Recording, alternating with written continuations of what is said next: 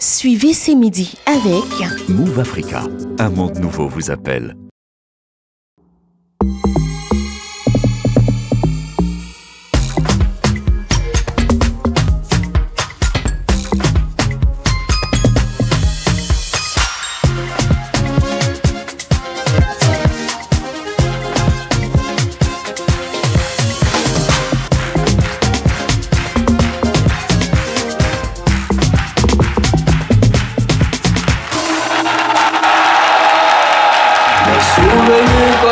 Partager des souvenirs qu'on aimera revivre. Grâce à toi on vit la joie, grâce à toi on fait la zakat. D'autres parmi nous qui espèrent te revoir mais qui sont plus là.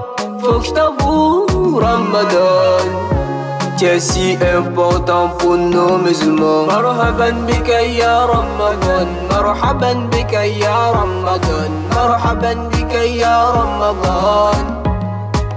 Ramadan, oh Ramadan, Ramadan, oh Ramadan, oh Ramadan, oh Ramadan, oh Ramadan, oh Ramadan, oh Ramadan, oh Ramadan, oh Ramadan, Ramadan, Ramadan.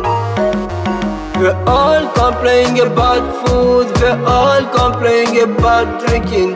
All is Italian now, but we're doing it only for you. We're waiting for you. We love you, grace to you. You have been forgiven, you have been decided by Allah, you have been sent by our Prophet. Ramadan, I have to confess to you. مرحبا بك يا رمضان، مرحبا بك يا رمضان، مرحبا بك يا رمضان. رمضان هو رمضان، رمضان هو رمضان، هو رمضان، هو رمضان، هو رمضان، هو رمضان، هو رمضان، هو رمضان، هو رمضان، رمضان رمضان. فيك نصلي ونزكي وفيك نقرأ القرآن. نحمد الله على قدمك يا شهر رمضان. كن أنت غليا علينا، لو كان الأمر بيدي لجعلت من كل الشهور سنة رمضان، سنة رمضان، سنة رمضان، سنة رمضان. هو رمضان، هو رمضان، هو رمضان، رمضان، رمضان. هو رمضان، رمضان، رمضان. مرحبا بك يا رمضان، مرحبا بك يا Ousmane, le mouvement d'Allah, qui nous ouvre cette émission avec beaucoup de douceur pour nous souhaiter à tous les musulmans du monde entier un très bon mois de Ramadan. Vous appelez Ousmane le mouvement d'Allah, c'est bien ça? Tout à fait. Alors donc vous êtes chantre musulman, nous sommes très heureux de vous avoir sur le plateau. Vous avez 3 singles à votre actif, c'est bien cela? Bien évidemment. Et alors qu'est-ce qui fait la particularité de votre musique? On vous appelle le KS Bloom de l'islam. Déjà, il faut dire qu'on essaye de valoriser la religion à notre manière et on n'est pas copié, c'est-à-dire nos anciens qui sont nos papas. Et aujourd'hui, on essaie de rentrer dans le corps de la jeunesse ivoirienne, africaine, pour passer notre message tout simplement. Et donc, on a lancé un mouvement sur Internet, dont je suis ambassadeur, qu'on appelle le mouvement d'Allah. C'est une mentalité religieuse dans un corps de jeunes. Donc, on essaie de valoriser vraiment la religion. Là, on a mis un peu dans son. Mais après, si TikTok aussi essaie de mettre un peu dans parole. D'accord. Bon, en tout cas, franchement, c'était très beau.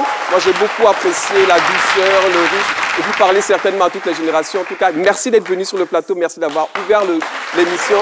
Et encore une fois, bonne fête de Ramadan, bon mois de Ramadan à tous les musulmans à travers le monde. On parle d'ouverture et moi j'ai envie de dire le monde bouge et évolue tellement rapidement. Hein. Les évidences d'hier ne sont pas les réalités d'aujourd'hui et encore moins les certitudes de demain. Alors comment on se prépare à tous ces changements? Comment on se prépare à en tirer profit? Et surtout sur le plan économique, comment les États se préparent à tirer profit de tous ces changements, notamment sur le plan numérique? Nous allons tenter d'y répondre aujourd'hui avec nos invités. Mais en attendant, permettez-moi de vous souhaiter la plus cordiale et chaleureuse des bienvenues au plus grand talk show d'Afrique à travers ces applaudissements nourris du public. Et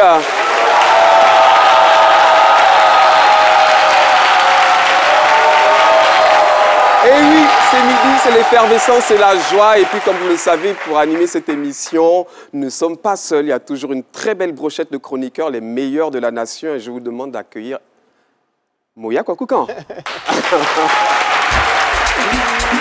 Comment ça va, Moya? Ça va super bien. Evo Amano, deuxième jour avec vous, c'est magnifique. Evo Amano, elle m'a baptisé Evo Amano pour dire Eva Amani, bien entendu, à qui nous faisons un gros coucou, qui sera là dès jeudi. Vous allez la retrouver. Gros bisous, Eva. Et nous faisons aussi un bisou à Nadia Sabé également, qui sera bientôt de retour. Et alors, Moya, j'ai parlé de changement. Je vois qu'il y a beaucoup de changements chez vous. Toute émission, vous changez de look. Oui, c'est très important. J'aime bien ne pas m'ennuyer, donc même vestimentairement, tous les matins, se changer, se surprendre, et puis surprendre aussi peut-être un petit peu le public qui nous suit tous les jours. Et c'est super, vous êtes notre rayon de soleil sur le plateau. Et puis juste à côté de vous, on a le très célèbre, super élégant Mohamed Lamine Sanogo. Comment ça va, Momo? C'est vos applaudissements. Je ne savais pas que j'étais aussi célèbre que ça. Ah si, vous êtes Je pense que vous êtes plus célèbre que moi. Non, au Gabon, en France, en Côte d'Ivoire, vous avez une big fanbase, n'est-ce pas? En tous les cas, vous avez une très belle veste, très belle cravate, très belle chemise. Merci Laurent Monti. Merci infiniment. Ah ouais. Mais vous aussi, vous êtes toujours dans une tendance, dans le changement. Mais Laurent, qu'est-ce qu'on entend là? Qu'est-ce qui se passe? J'entends quelqu'un. Alors, tu ne veux pas que je parle, je comprends pas. On va l'accompagner quand même, on va l'accompagner.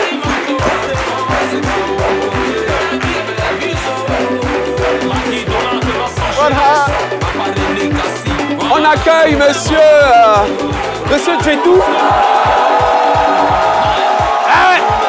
Monsieur Djetou, il nous vient tout droit du pays Bété, il est animateur de funérailles. Et je pense que Momo, d'ailleurs, pour vous et pour tous les musulmans, il a un message particulier. Mais j'ai très content d'être là. Je ne voulais pas venir, c'est votre patron Joseph Adjou qui m'a appelé. Tout à fait. Parce que c'est tous les funérailles animés. Exactement. Alors, mais je ne serai pas content de le gouvernement, je ne serai pas content de tous les jurats de Côte d'Ivoire. Ça se voit. C'est quand on commence les carèmes, alors passez à nous les Bété quand même. Ah, mais je Ah oui. Alors, je comprends pourquoi il m'a interrompu tout à l'heure. Mais écoutez, en pleine discussion. Vous ne pouvez pas avoir droit à la parole. Regardez, on a tous les Coupes d'Afrique, Coupe on a gagné là, on a décoré tout le monde. Est-ce qu'on a décoré nous les BT? Les stations coup du matin, point là.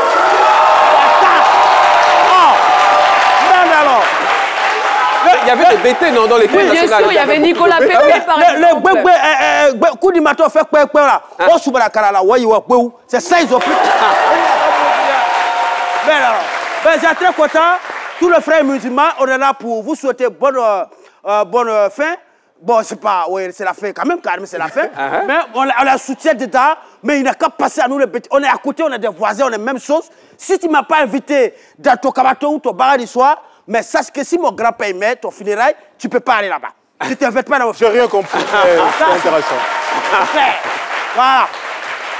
Alors, Monsieur Djetou, nous sommes très heureux de vous avoir. Moi, je vous propose de faire le fil d'actu à la place de Dr Philo. Si vous êtes d'accord, c'est parti, c'est maintenant. Juste après le jingle. Il y a trop d'informations dans C'est parti. Il y a trop, il y en a tellement. Ben, on n'a pas besoin de... Mon frère, l'information dans le pays, il a trop. On n'a pas trop besoin de papier pour en parler. Quand on voit photo déjà, on connaît. La première photo qui va s'afficher, le président Alassane Ouattara, il a reçu Thiam, son frère, alors qu'il y a le président de PDC qui a son nouveau. Les deux, ils ont parlé de la situation de le pays, de la concordance de la paix, de comment on peut renouveler les initiatives, le COSIA. Et ils ont causé, tu vois, les coups de main, quand ils se saluent, la paix. Voilà Bakongo qui est là, il est là, même s'il casse maison, mais il est content de poser ici. Alors, écoutez les gens, et c'est un bon informateur. Alors, ils ont certainement parlé en même temps autour de ces réunions-là de collaboratifs, les dates de funérailles. Parce que nous, les BT, on a un funérailles de président Ali Korabe de paix à Solam ici. Il a été donné les dates du 20 mai à le 2 juin 2024 officiel. Mais nous, les BT, on réclame son animation de funérailles. Parce qu'on est numéro 1 à Côte d'Ivoire. Donc le date, il est officiel. Alors on passe à l'autre information encore. Alors Côte d'Ivoire, il y a bonne nouvelle dans ce pays. Vous n'avez qu'à applaudir pour la Côte d'Ivoire. Alors il y a des bonnes nouvelles. Voilà. Il y a des bonnes nouvelles. Alors, le gouvernement de Alassane Ouattara, quand c'est blanc, il dit c'est blanc, quand c'est rouge, il dit c'est rouge. Alors, c'est un gouvernement qui est talentueux et qui donne les informations. Alors, récemment, on a découvert un endroit de l'eau de Tanguy. On appelle ça le hydrocarbure, où on peut avoir pétrole. C'est ça qui est là. Et le gouvernement, il fait communiquer officiel dessus. Pendant que dans d'autres pays, on casse et ils montrent l'argent où ça se trouve. Alors, c'est un gisement, si on regarde mon papier, qui peut faire environ de 1 à 1,5 milliard de barils. Et donc, c'était un étendue de route. Vraiment, Alassane, après le pont qui est joli, mais voilà encore un autre l'argent qui va surpomper la Côte d'Ivoire. Alors, ouais, les informations, il y en a. Alors, vous savez que Coupe d'Afrique des Nations, tout le monde connaît que Côte d'Ivoire, il est numéro 1. Alors, voilà ça, on a pris coupe. On fait gros dos. Dans toute l'Afrique, on fait gros dos avec notre trophée. Mais le combat, il continue. Alors, bientôt, il y a les matchs amicaux. On va jouer contre Uruguay. Donc, la liste est sortie. Mais il n'y a pas ces patients à l'aide dedans. Voilà, on ne peut pas les enfants qui boivent biberon, clair, on ne veut pas. Parce que bon ballon, il commence maintenant. Il est blessé. Alors, voilà. Mais on ne peut pas les vieux aussi. Il n'y a pas rien dedans. Voilà. Mais à chaque chose, il faut mettre quelque chose. Il y a Mas Gradin qui a vieux, mais qui est dedans quand même.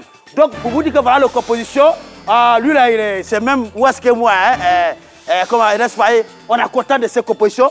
Il y a un match contre le Bénin, mais là, c'est Accra son double qui va jouer contre le Bénin. Sinon, on ne peut pas jouer contre. Alors, on va terminer avec un volet de âge. Dans le Cameroun, il vole âge. Tu vois ce joueur qui est là, il dit il a 17 ans, ok, il a pris de 49 ans. Toi, tu vois tête comme ça, quelqu'un. Non. On a qu'à se dire la vérité. C'est vrai que même si on n'est pas là à l'école, mes yeux qui voient là, ils voient quelque chose. Regardez, tête avec son sauve. Il joue ballon 90 minutes, il tombe, il se lève, il tombe, il dit il a 17 ans. Vous pouvez croire ça? C'est un vieux qui est là. Alors, et donc, le problème, il s'en va. Et il y a les sanctions qui vont prévoir. Il est accompagné de 60 joueurs qui font ça. Mais pour dire que nous faisons confiance à la CAF, que les lumières soient éclairées. On se retrouve demain. J'ai content d'être là. Merci, M. Djekou, pour ces infos. Et je vous propose de rester avec nous tout au long de l'émission. Je vous propose de rester avec nous tout au long de l'émission, s'il vous plaît. Nous allons bénéficier de vos lumières, bien évidemment. Et bien entendu, c'était très beau de voir d'ailleurs le président de la République avec Tidiane Tchatsi, cette image de la Côte d'Ivoire qu'on aime vraiment. En fait, il y a cette cohésion-là depuis en Côte d'Ivoire et on en est fiers. Alors aujourd'hui, nous allons parler de start-up, de financement, sous le thème « Mon combat pour le financement des start-up ivoiriennes ». C'est effectivement, c'est Midi, c'est aussi une plateforme pour parler de tous ces sujets-là qui vont peut-être vous profiter, être bénéfiques pour vous. Vous pouvez peut-être, après cette émission, bénéficier d'un financement. Mais avant d'aller plus loin, nous allons, vous savez, tous les jours, nous avons notre invité qui buzz. Aujourd'hui, notre invité qui buzz se nomme... Il se nomme Dr JJ Blétro Patrick Gérard. Il est biochimiste, qualiticien, technologue alimentaire, expert formateur senior. Il est gestionnaire de projet chez Business Support Center et de la Fondation Spark CI. Il est responsable de production chez Persa Group, directeur des études adjoints à l'université Ephrata. J'ai tout dit. Wow. Nous accueillons avec beaucoup de joie sur le plateau de ce midi. Installez-vous. Installez-vous, prenez votre micro, installez-vous confortablement, Dr JJ. Donc la présentation est toute faite. Bienvenue sur le plateau de ce midi. Merci. Alors, quelle est votre actualité justement avec tout ce qu'on vient de dire? Bien, je vous remercie. Et donc, en ce qui concerne mon actualité, aujourd'hui, en ce qui concerne Business Support Center, où nous exerçons en tant que gestionnaire de projet, nous avions conduit un projet dans le mois de mars dans la région de Abouaké, Dabakala, Korogo, Ferké et Tengrela. Et donc la deuxième phase du projet est en cours. Il s'agissait de la formation de transformatrices. On les a initiées à la production des farines infantiles et le financement est tombé. Elles ont reçu les équipements. Donc nous avons fait la mise en route de ce projet-là. Par ailleurs, au niveau de Persa Group, nous devons faire préparer le SIAM, le Salon international de l'agriculture au Maroc. Donc, c'est là que nous sommes en cours. Merci. En tout cas, merci beaucoup d'être là. Merci de nous éclairer de vos lumières. Je l'ai dit, mon combat pour le financement des startups. Notre invité du jour, il est directeur général de J3A Partners AM. Il est commissaire général du Salon international du capital investissement et du capital risque, qui se tiendra d'ailleurs les 25 et 26 mars prochains. Il se projette aujourd'hui dans le développement de l'Afrique à travers le financement des startups. Nous accueillons ici et maintenant M. Jean-André Ayipo. Ayipo, sous vos applaudissements.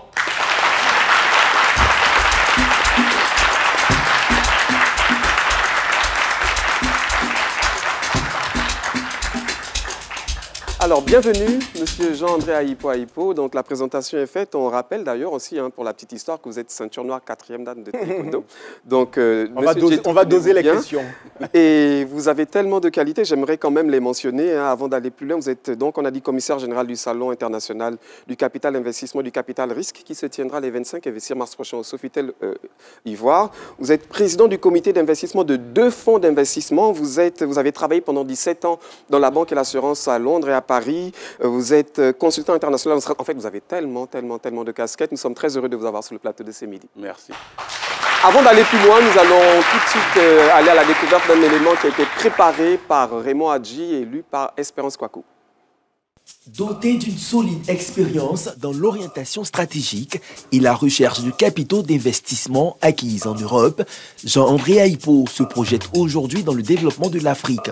Pour cet expert, des questions de financement d'entreprise qui dirige la société de gestion de fonds de capital risque, J3A Partners, le salut de la Côte d'Ivoire et au-delà de l'Afrique, passe infailliblement par la croissance d'un secteur privé porté par des initiatives de jeunes entrepreneurs. C'est dans le but d'associer toutes les structures détentrices de capitaux d'investissement qu'il organise les 25 et 26 mars prochains à Abidjan, le Salon international du capital, investissement et du capital risque. Une opportunité unique pour les jeunes porteurs de projets de débusquer des sources de financement viables. Plus de détails dans ce numéro de ce midi qui débouche sur un débat autour de la croissance des startups en Côte d'Ivoire. Bon combat pour le financement des startups ivoiriennes. Je rappelle juste au Dr JJ que vous avez juste à votre droite un buzzer.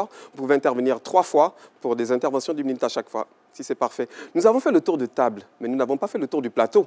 Donc, qu'il me soit permis de saluer l'autre chaleureux public présent, l'Union des coiffeuses et esthéticiennes de la commune d'Abobo, qui sont là avec nous.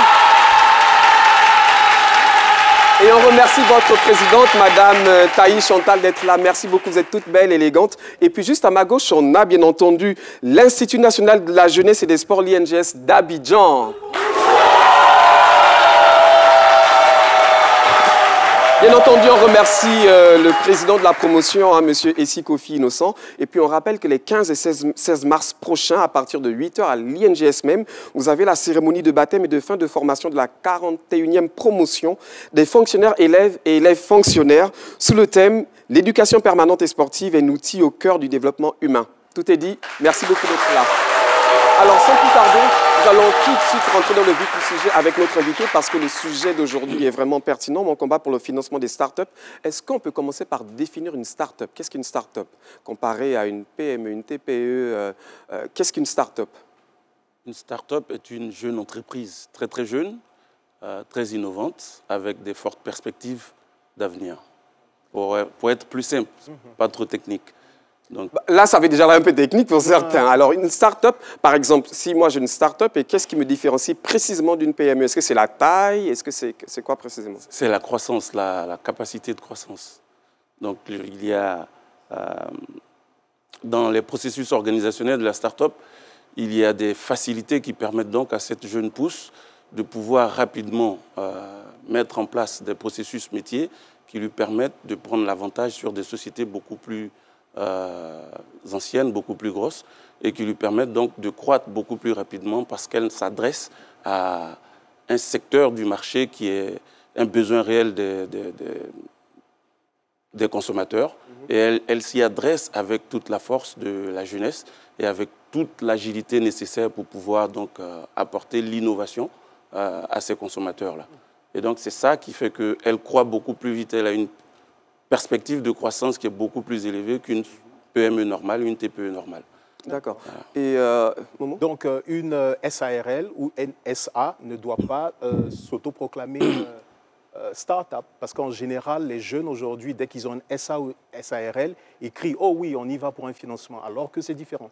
Non, SARL, SA, EURL, ce sont les statuts, les types d'entreprises. Voilà.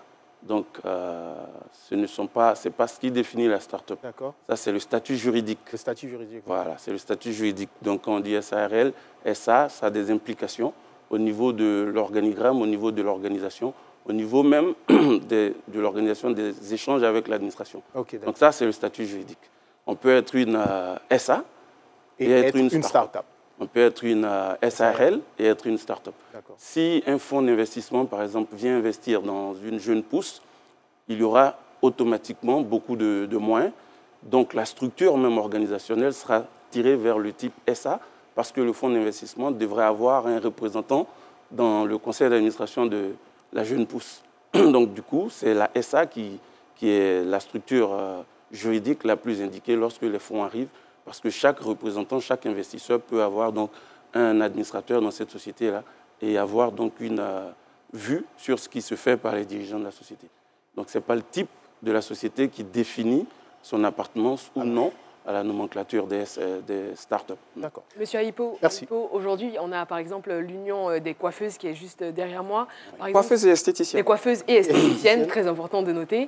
Par exemple, si j'ouvre un salon de coiffure dans un endroit où il n'y a pas où il n'y a pas déjà de concurrents, vous parliez par exemple de la pertinence d'adresser un marché réel. Est-ce que dans ce cas-là, je peux dire que j'ouvre une start-up? Non. Non, si elle ouvre juste un salon de coiffure dans un endroit où il n'y a pas de concurrents... Parce que là, ça serait une innovation déjà pour elle. Non, ce n'est pas l'ouverture du salon de coiffure qui est l'innovation. C'est la manière d'adresser les consommateurs, la manière de rendre le service, les voies par lesquelles le service est rendu et la satisfaction qu'on donne aux consommateurs. Donc la manière de fournir le service. Donc l'innovation va se retrouver organisationnelle et non pas dans le fait de l'ouvrir seulement. Okay. Alors nous allons prendre la première intervention de notre invité, Dr JJ. Vous avez une minute chrono à l'antenne. Je remercie notre invité, M. Aïpo.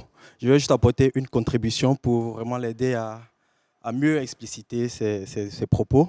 Donc les startups, elles ont une particularité. Comme il a dit, il faut qu'elles soient innovantes. Et l'innovation ici, c'est d'utiliser des développements technologiques, de les mettre à contribution en vue de pouvoir toucher un problème sociétal qui, auparavant, n'avait pas encore été traité.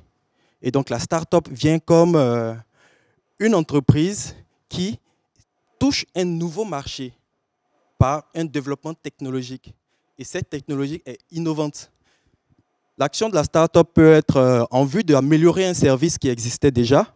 Et cette action aussi peut être en vue de créer un nouveau besoin. Voilà. D'accord, merci, vous êtes quasiment à 1 minute. Merci pour vos lumières. Et je rappelle d'ailleurs que nous aurons un débat tout à l'heure, donc je vous suggère de réserver vos interventions pour le débat, ça nous sera vraiment utile. J'aimerais qu'on s'appesantisse un petit peu sur le financement lui-même, parce que ça peut intéresser ceux qui nous regardent aujourd'hui. Déjà, premièrement, est-ce que start-up, c'est forcément lié à l'innovation? Et quand on parle de start-up, on pense aux jeunes. Est-ce que c'est réservé uniquement aux jeunes, ou bien c'est ouvert à tous les âges? Mais surtout, sur la question du financement, comment peut-on bénéficier du financement pour sa start-up? Entreprendre n'est pas lié à l'âge. Oui, parce que dans la tête des gens, très souvent on entend start-up, on pense aux jeunes, innovation. Non. Donc, non, pas du tout. On peut entreprendre à tous âges. Donc ce n'est pas une question de jeune. C'est une question de mindset, d'état d'esprit. Il y a des gens qui sont brillants, mais qui n'ont pas le courage d'entreprendre. Il y en a qui entreprennent très tôt. Donc ceux qui entreprennent très tôt, ils entreprennent quand ils sont un peu jeunes, quand ils sont encore plus jeunes. Du coup, beaucoup de personnes pensent que pour faire une start-up, il faut être jeune. Non, ce n'est pas lié à l'âge. Voilà, c'est lié à la décision. Quand est-ce qu'on prend la décision d'entreprendre? Voilà. Peu importe qu'on ait 80 ans, 60 ans, 20 ans, on peut entreprendre à tout âge. Donc, ce n'est pas lié à l'âge. Deuxièmement, sur la question de financement, ce qu'il faut savoir, c'est que normalement, il y a des structures. Voilà, il y a des structures de financement des entreprises. Les structures standards qui sont connues, ce sont les banques commerciales traditionnelles.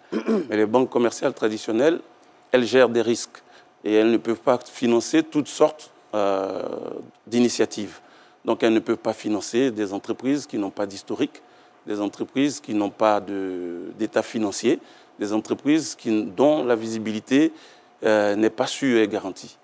Donc à côté de ces banques commerciales-là, il y a aussi les structures des ONG, il y a les structures sociales, il y a ce qu'on appelle les business angels. Et au-dessus de ces business angels viennent maintenant les fonds d'investissement.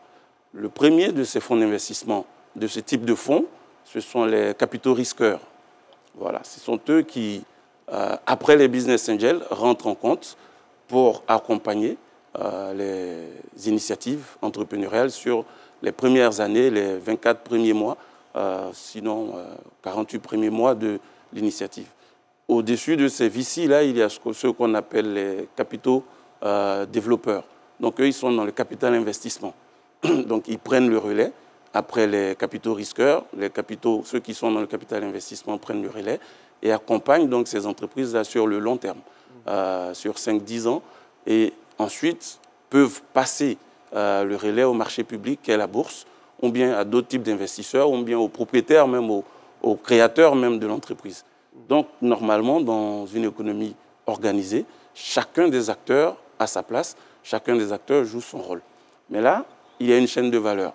Et dans cette chaîne de valeur, là, on vient de citer les investisseurs et les porteurs de projets. Mais il n'y a pas que. Il y a aussi l'État. L'État qui doit mettre en place tous les mécanismes, toute la législation accommodante pour chacun de ces acteurs-là, pour qu'à la fin, une valeur soit créée pour l'État, pour les investisseurs, pour les gérants de fonds, pour les porteurs de projets et pour la société dans sa globalité. C'est très bien détaillé, oui, très technique, mais pour tous ceux qui nous regardent aujourd'hui, vous avez une expérience incroyable dans le financement des projets, dans l'accompagnement des startups. Aujourd'hui, un jeune qui nous regarde à l'antenne, au regard de votre expérience, de votre vécu, qu'est-ce que vous pourriez lui dire concrètement pour un jeune qui a une idée, qui a un projet, qui n'a aucun financement, qui ne sait pas à qui s'adresser? Vous, qu'est-ce que vous pouvez lui dire? De venir par exemple au salon déjà, je suppose? D'abord, s'il a une idée, qu'il essaie déjà de la mettre en œuvre avec ses propres moyens. Mais s'il n'en a pas? Tout à l'heure, le docteur a parlé d'innovation technologique. Donc s'il est ingénieur, je pense qu'il a déjà un ordinateur à disposition. Donc il peut déjà commencer à faire son code pour avoir un prototype. Pour ça, il n'a pas besoin qu'on le paye. Il a juste besoin d'être discipliné, de prendre du temps pour travailler sur son projet. Voilà. Donc là, déjà, parce que les gens se trompent souvent, ils pensent qu'il faut nécessairement avoir beaucoup d'argent pour entreprendre. Dans les professions intellectuelles, on n'a pas souvent besoin de beaucoup d'argent. L'intensité capitalistique que requiert une profession intellectuelle comme consultant, comme développeur de logiciels, n'est pas la même que celle qui est requise dans la mise en œuvre d'une industrie, la construction d'une usine, la construction de data centers, par exemple, d'infrastructures. Ça coûte de l'argent. Mais mettre sur papier ou mettre en œuvre une idée intellectuelle, lorsqu'on a mal les capacités intellectuelles, on n'a pas dans un premier temps besoin de financement. On a besoin déjà de commencer. Et ensuite, lorsqu'on va vers ceux qui peuvent nous financer, on a quelque chose à leur montrer. Mais si on vient juste avec l'idée, tout le monde peut avoir des idées. Mais de l'idée à la mise en œuvre et à l'arrivée sur le marché, il y a un gap, il y a beaucoup de choses qui peuvent se faire. On peut pas commencer avec zéro franc, il faut un peu de l'argent quand même. Ben, c'est ce que je dis. Si ce sont les professions intellectuelles, il peut commencer, s'il est ingénieur, il peut commencer à faire son code.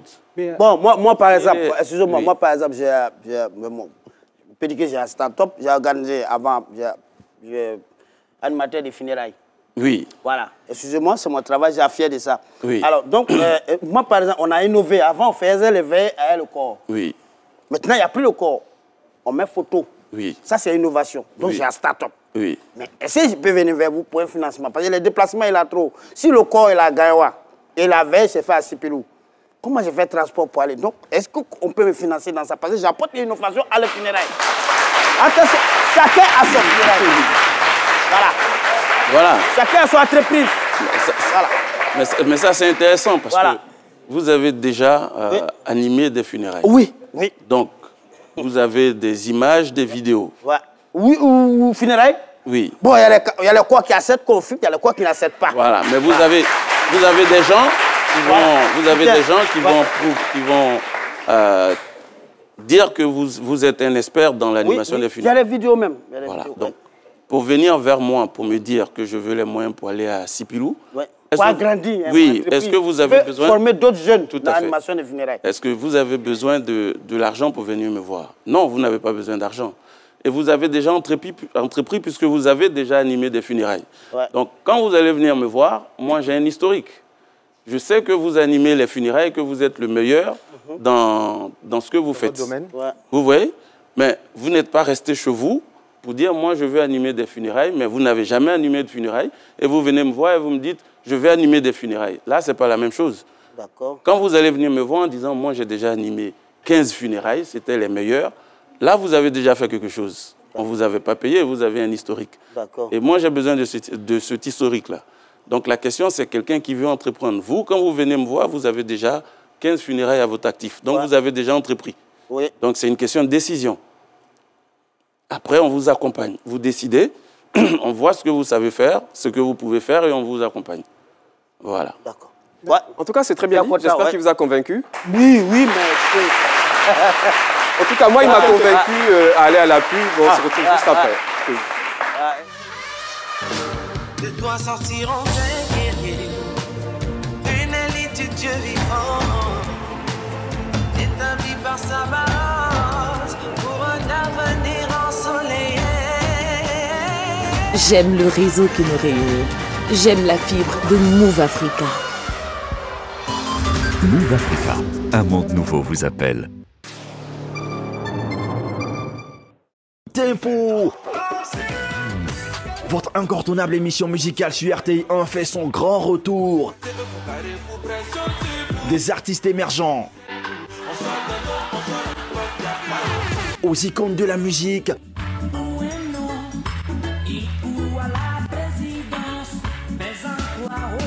tous présents pour vous faire vibrer et vous faire vivre un show mémorable avec Eric Sekongo. Et là, lui c'est le lobo fouet. Restez branchés chaque samedi sur RTI1 à partir de 10h30 pour ne rien manquer de ces moments de fête.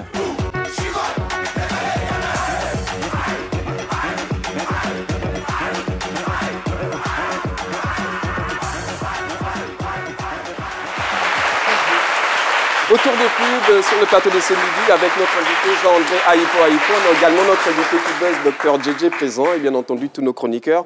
Mon combat pour le financement des startups ivoiriennes. Avant d'ouvrir le débat, Momo, vous avez une question? Oui, avant de... Comment les startups peuvent se préparer efficacement pour tout ce qui est investissement? On a aussi l'impression que tout ce qui est startup rime avec une niche. C'est une certaine niche, par exemple, qui a droit à ces investissements-là pour financer leur start-up. On voit que les microfinances, ça court les rues.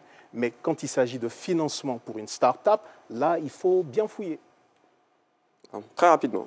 C'est une question de formation, en fait.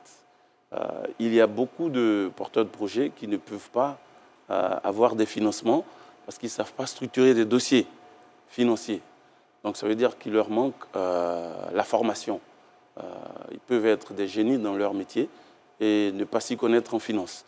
C'est pour ça, d'ailleurs, que ce genre de salon est organisé, parce que ça permet donc à tous les acteurs de pouvoir se rencontrer, de pouvoir échanger, de pouvoir apprendre, puisqu'il y a des panels où on parle justement de ce genre de choses, comment structurer les dossiers, comment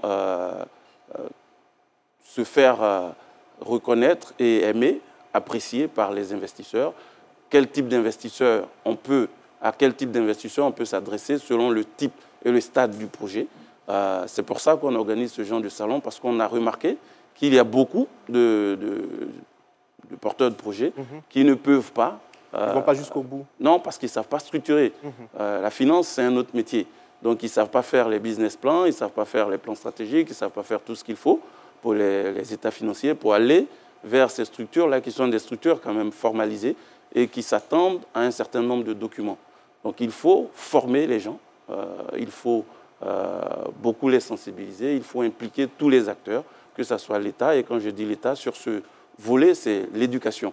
Donc, il faut les former depuis l'école pour que ceux qui sortent, qui ont la chance d'avoir des projets, puissent déjà savoir la base. Ceux qui ne sont pas allés à l'école, qu'ils puissent être récupérés pour être formés aussi sur la structuration des projets pour le financement et accéder à des investisseurs, accéder à des structures de financement qui puissent les aider. Okay. Voilà, d'accord, merci beaucoup. Le sujet est tellement passionnant, le temps court également. Avant d'ouvrir le débat, je pense qu'on pourra également en savoir un peu plus avec vous, Moya, à travers votre chronique L'envers du décor. Je propose le jingle et puis on y va. C'est parti. Parfait.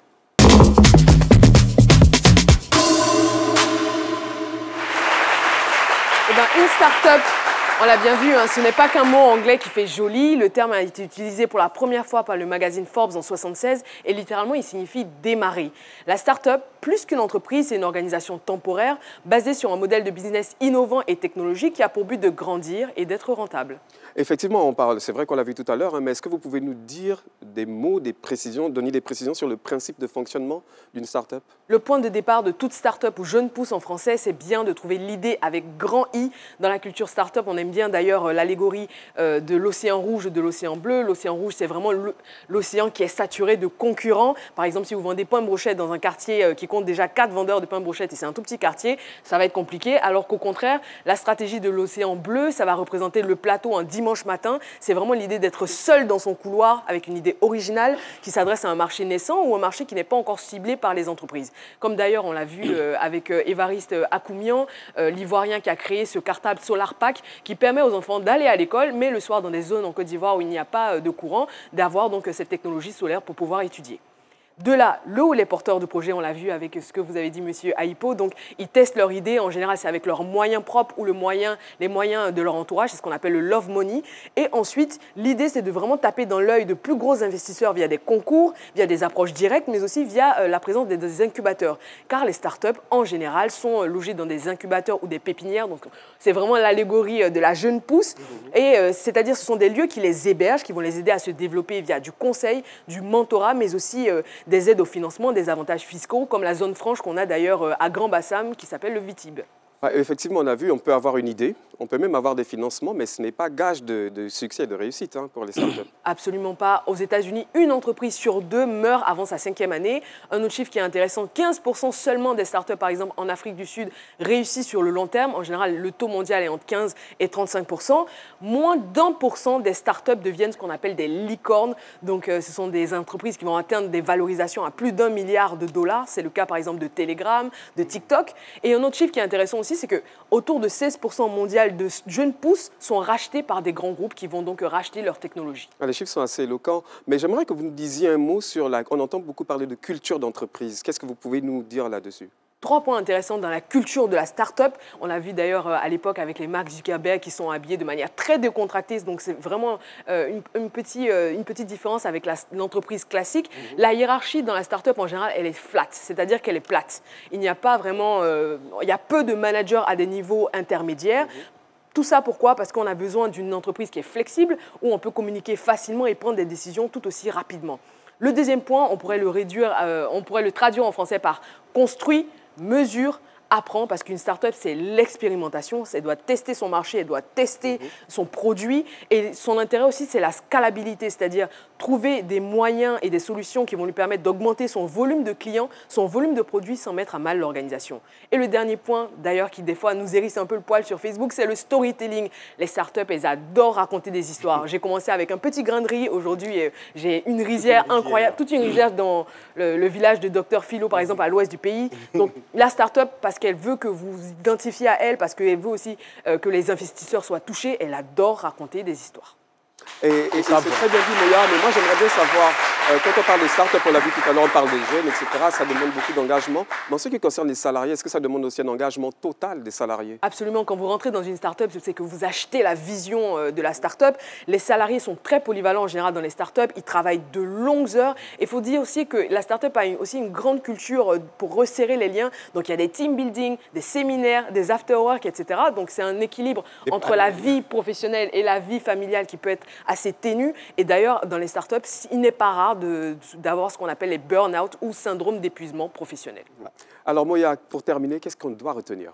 Ce qu'on peut retenir, c'est que la start-up, c'est un mythe qui est fondé sur l'idée d'atteindre un niveau de richesse insolent tout en sauvant le monde avec un produit innovant. Elle repose aussi souvent sur la collecte de données des utilisateurs dans sa démarche d'optimisation de la vie, ce qui ne fait d'ailleurs qu'augmenter notre dépendance aux technologies. Certains auteurs parlent ainsi de la colonisation du capitalisme numérique ou encore de cynicolonisation du monde. Merci beaucoup Moya, tout pertinent et très très bien renseigné. Et nous ouvrons tout de suite le débat à travers ce jingle. C'est parti.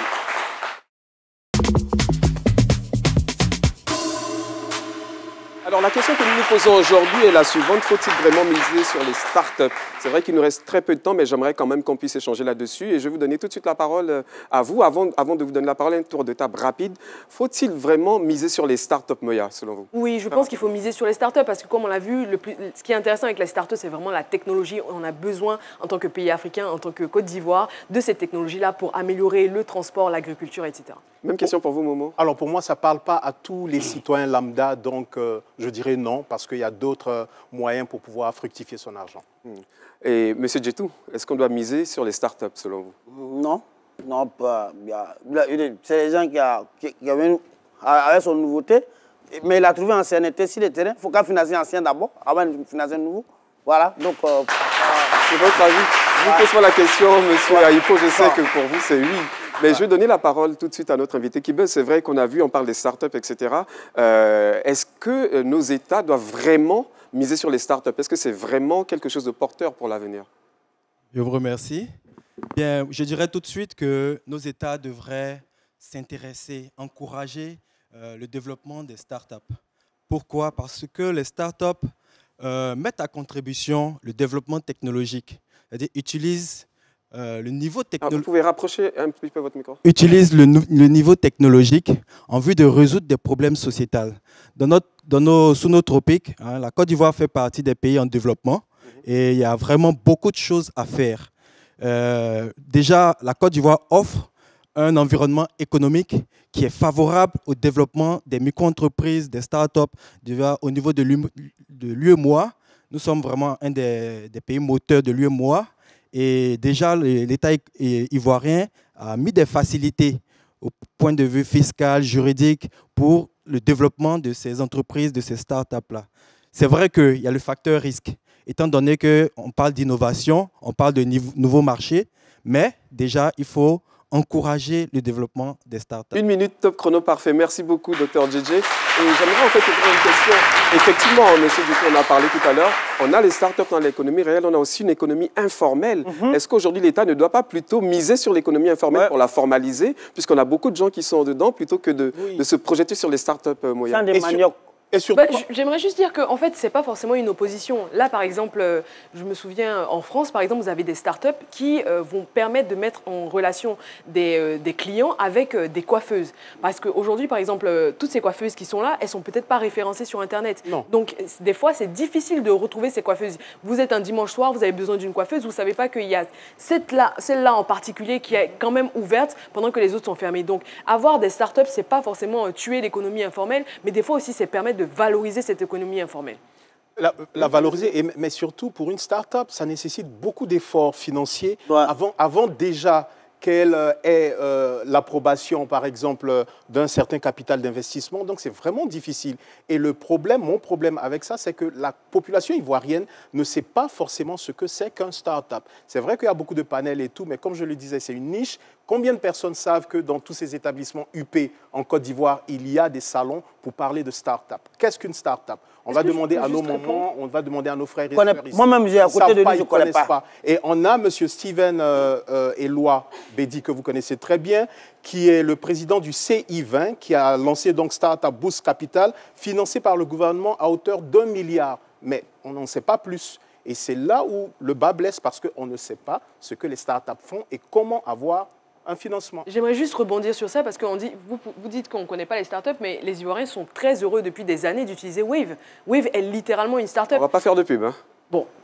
Mais en tout cas, dans le mobile money, justement, les startups dans la fintech, donc la technologie ça sert à toute financière, la population, ça c'est ça. Bien sûr, mais ce que je veux dire, c'est qu'on beaucoup de gens ne connaît savent les même pas que ça, c'est un start-up, par exemple. Est-ce que la dame qui a son salon de coiffure et d'esthétique, comment est-ce qu'elle peut développer son business en start-up pour avoir un capital pour fructifier son argent. Comment? Alors, j'aimerais bien vous entendre dessus, Monsieur Ayipo, sur ce débat qui est intéressant d'ailleurs. En fait, j'aimerais qu'on recentre le débat. Allez-y. D'abord, start-up, ce n'est pas forcément technologique. Start-up, si on doit traduire littéralement, c'est démarrer en trombe. Donc, c'est une jeune entreprise à croissance rapide. Voilà, c'est ça. Alors qu'on a tendance à lier technologie et start-up, ce qui n'est pas le cas. Justement, les études académiques le prouvent. Il y a des pays, en fonction du niveau de développement de ces pays-là, les VC sont orientés sur les start-up technologiques. Jusqu'en 1990, la majorité des start-up qui étaient financées aux États-Unis n'étaient pas technologiques. Pas du tout. Jusqu'en 2018, la majorité des start-up qui étaient financées en Angleterre n'étaient pas technologiques. Elles étaient dans l'industrie. Donc, start-up, ce n'est pas nécessairement lié à une entreprise technologique. On y reviendra. On a une start-up qui est rapide, une jeune pousse à croissance rapide. On y reviendra juste après la pub parce qu'on a une start-up aussi qui est très rentable. Elle s'appelle la pub.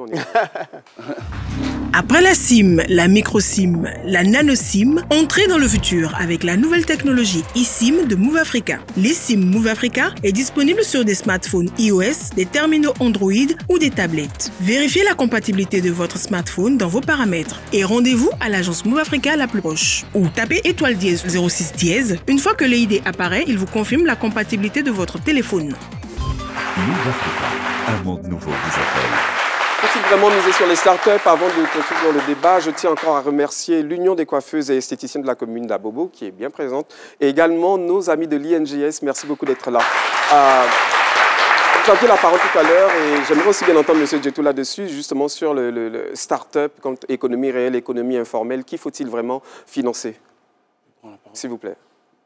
Il ne faut pas opposer les start-up à l'économie informelle. Déjà, moi je dirais qu'il faut favoriser un esprit entrepreneurial au niveau national. Donc je choisis l'entrepreneuriat. C'est très important. L'État ne peut pas embaucher tous ceux qui sortent diplômés du système éducatif. Tous ceux qui ne sortent pas diplômés aussi, l'État ne peut pas les embaucher. À un moment donné, pour juguler le chômage de masse, il faut qu'il y ait des emplois en face. Donc ce qu'il faut favoriser, c'est l'entrepreneuriat. Et dans l'entrepreneuriat, il y a des jeunes pousses à croissance rapide qui sont donc les start-up. Il y a aussi d'autres types d'activités commerciales qui peuvent être faites, puisque tout à l'heure, vous avez parlé de niche. Oui. Donc, il faut favoriser tout le monde déjà, l'entrepreneuriat. Maintenant, en ce qui concerne... Voilà, donc, moi, je poserais donc l'entrepreneuriat aux autres types d'investissements. Mais moi, je choisis l'entrepreneuriat. C'est très, très important parce que ça crée de la valeur pour le pays. Ça crée de la valeur à plusieurs niveaux. D'un point de vue des ressources humaines, ça permet d'avoir des ressources humaines sur le moyen et le long terme très, très performantes, donc qui attirent d'autres investissements, parce que lorsqu'on a des ressources humaines performantes à moindre coût dans un lieu, les investisseurs arrivent pour s'installer dans ce lieu-là. Ça permet aussi de créer des emplois à très forte valeur ajoutée. Donc, sur le long terme, ça permet de lutter contre le chômage de masse. Et enfin, ça permet de faire rentrer de l'argent dans les caisses de l'État. Parce que les entreprises qui sont créées, lorsqu'elles se développent, elles font des dépenses d'investissement, elles prennent des salariés consomment, donc ils financent l'économie. Et plus on a des entreprises qui sont créées, plus on a des entreprises qui réussissent, et plus c'est bon pour les caisses de l'État, et plus c'est bon pour la population dans son ensemble. Donc l'entrepreneuriat est à favoriser et à soutenir par les États. C'est très bien dit. D'ailleurs, on profite pour rappeler que le gouvernement fait beaucoup justement pour encourager les jeunes sur le chemin de l'entrepreneuriat. Il y a beaucoup d'investissements qui sont faits. Et on parle d'ailleurs de la Côte d'Ivoire comme une future Startup Nation.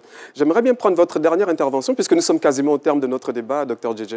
OK, donc pour terminer, je dirais que les startups sont vraiment à encourager. On va prendre un exemple. Il s'agira pour les anciennes, ou du moins les entreprises classiques, d'analyser les besoins de leur clientèle et de pouvoir trouver des facilités ou des accompagnements du point de vue technologique, du point de vue à satisfaire leurs besoins, même leurs besoins implicites, ce qui va pouvoir créer de la valeur ajoutée à leur service. Et là, on est dans l'innovation, on est dans la start-up. D'accord, il vous reste encore 30 secondes si vous souhaitez. D'accord, donc je dirais que pour nos mamans qui sont dans la coiffure, elles pourraient, comme je l'ai dit, trouver comment rentrer en contact avec leurs clients via peut-être des plateformes numériques, les enregistrer, les manager, les entretenir, et puis aller vers eux à domicile. En tout cas, elles maîtrisent mieux leur métier, donc trouver des facilités, trouver un plus pour augmenter la valeur ajoutée. Merci beaucoup, Dr JJ. On va faire un dernier tour de table, puisque nous sommes quasiment au terme de l'émission. Mais avant le dernier tour de table, j'aimerais quand même vous donner la parole pour le mot de fin, notamment pour que vous parler de votre salon, les 25 et 26 mars prochains. Oui, le 25 et 26 mars au Palais des Congrès du Sofitel Hôtel Ivoire, dans l'optique de faire de la place d'Abidjan, jouer notre partition, parce qu'il y a beaucoup d'initiatives qui se font. Mais dans le financement privé, on a, en coopération avec l'Association ivoirienne des investisseurs en capital, décidé de pérenniser un salon annuel sur le capital investissement et le capital risque. L'objectif de cette conférence, c'est de rassembler sur 2 jours tous les acteurs du financement des entreprises, que ce soit les grandes entreprises, les moyennes entreprises, les petites entreprises, l'État, les investisseurs, les banques, les start-up. D'ailleurs, on organise un concours de start-up et les 3 meilleures start-up seront financées. Donc, nous invitons les porteurs de projets à se rapprocher de nous. Mais ce genre d'initiative a pour objectif de sensibiliser chacun des acteurs pour développer, au fait, pour ce qui concerne les start-up, leurs attentes, c'est les financements. Ce genre d'initiative va permettre de développer les fonds qui sont disponibles et les mettre à disposition de ces start-up-là si elles se rendent aussi visibles, si elles se rendent aussi disponibles aux investisseurs. Ça va aussi permettre à l'État de pouvoir mettre en place des lois qui permettent à tout le monde de prospérer. C'est très bien, le message est bien passé. Nous sommes au terme de l'émission. C'est vrai que c'est passionnant, c'est intéressant, mais nous sommes au terme de l'émission. On a 52 minutes. En tous les cas, merci Dr Philo, merci Moya, merci Momo, Monsieur Aïpo, merci, Dr Philo, merci. Merci à Fatou Koulibaly qui a réalisé hier, merci à Ibé Fofana qui a réalisé l'émission, merci Chaleureux Public. Et puis nous vous retrouvons demain pour un nouveau numéro de C'est Midi, le plus grand talk show d'Afrique. Investissez, entreprenez. Le message.